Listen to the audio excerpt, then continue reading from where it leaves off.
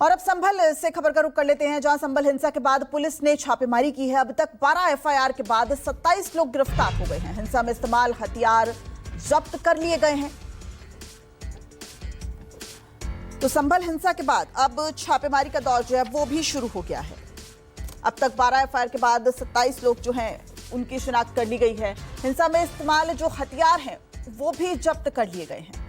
आपको बता दें, संभल हिंसा में पुलिस ने उन लोगों की फोटो जारी की थी जो कि आरोपी थे, जो गुनाहगार थे, जो पत्थरबाज थे। और उसके बाद ये भी कहा गया कि अब यही जो आरोपी हैं वो उनसे वसूली की जाएगी। जिस तरीके से संभल हिंसा में जो भी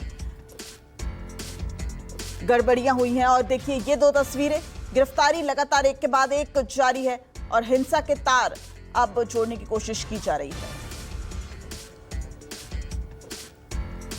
और इस पूरी खबर पर हमारे साथ हमारे संवाददाता विमल कौशिक संभल से जुड़ गए हैं। विमल, आप ग्राउंड जीरो पर मौजूद हैं। एक के बाद एक जो पुलिस की कार्रवाई है वो सामने आ रही है। आज का क्या अपडेट है विमल? जी बिल्कुल, देखिए दिव्या, अब तक 28 गिरफ्तारियां इस मामले में हो चुकी हैं और लगातार हथियार भी रिकवर किए जा रहे हैं, क्योंकि पुलिस ने पहले दिन से ही कहा था कि जो भी हुड़दंगी थे, जो भी उपद्रवी थे, वो बड़े पैमाने पर हथियारों का इस्तेमाल कर रहे थे, फायरिंग कर रहे थे, उनके हाथों में चाकू थे, नुकीले हथियार थे। तो अब जैसे जैसे गिरफ्तारियाँ हो रही हैं वैसे वैसे उन तमाम हथियारों की रिकवरी भी हो रही है। दूसरी तरफ जो प्रशासन है वो लगातार अब जुटा हुआ है कल की तैयारियों में। और देखिए इसी की वजह से जो आज पूरे जो ये मस्जिद के आसपास का पूरा कंपाउंड है, यहाँ पर 20 ऐसे पॉइंट्स चुने गए हैं जहाँ पर दोबारा से सीसीटीवी कैमरों को इंस्टॉल कराया गया है, क्योंकि कल का दिन बेहद महत्वपूर्ण है, बेहद अहम है।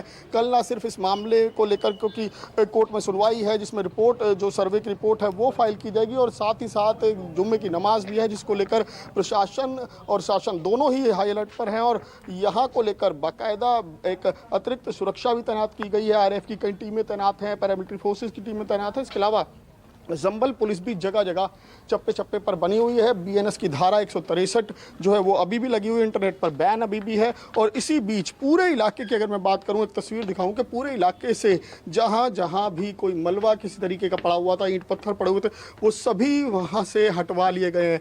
अब से कुछ देर पहले यहाँ पर भी जो निगम की टीमें हैं वो लगातार काम कर रही थी। यानी कि इस तरीके से एहतियात बरता जा रहा है कि यहाँ पर आसपास, इस मस्जिद के आसपास कहीं पर भी किसी तरीके से, जिसका अगर कंस्ट्रक्शन भी चल रहा है किसी के यहाँ पर, तो उसको भी ये सख्त हिदायत दी गई है वो अपना जो कंस्ट्रक्शन मटेरियल है वो यहाँ से हटा ले। और फिलहाल कोशिश यही है प्रशासन की तरफ से कि किसी भी तरीके से, क्योंकि जो शांति अमन चैन पिछले 3-4 दिनों से यहाँ पर बना हुआ है उसे कोई ख़राब करने की कोशिश ना करे, क्योंकि इस तरह के इनपुट्स भी मिले हैं कि माहौल को ख़राब करने की कोशिश की जा सकती है, जिसे लेकर प्रशासन जो है वो हाई अलर्ट पर है और सुरक्षा के बेहद कड़े इंतजाम है।